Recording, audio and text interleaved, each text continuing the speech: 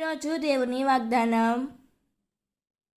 ప్రభు, నీ మార్గములను నాకు తెలియజేయుము, నీ త్రోవలను నాకెరిగింపుము.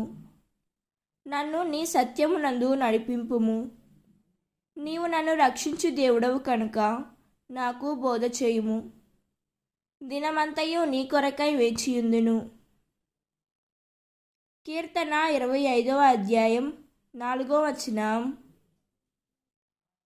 ఈ వాక్యం మనకు ఏం చెబుతున్నదంటే, చాలాసార్లు మనం దేవుని చిత్తాన్ని వెతకకుండా మన స్వంత మార్గాల్లో నడుస్తుంటాము.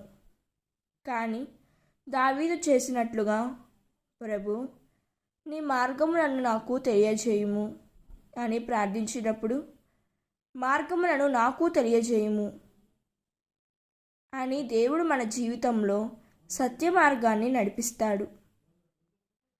మన జ్ఞానం పరిమితమైనది, కానీ దేవుని జ్ఞానం పరిపూర్ణమైనది.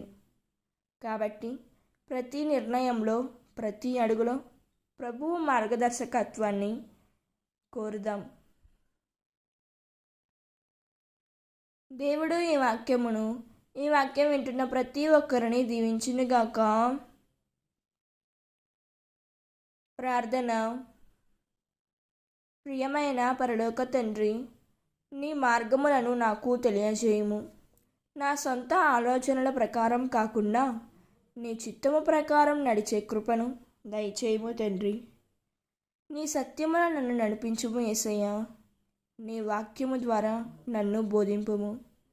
నా జీవితమంతా నీ మీదే నిరీక్షణ ఉంచి నీ చిత్తాన్ని నెరవేర్చే బిడ్డగా జీవించుటకు సహాయం చేయుము తండ్రి.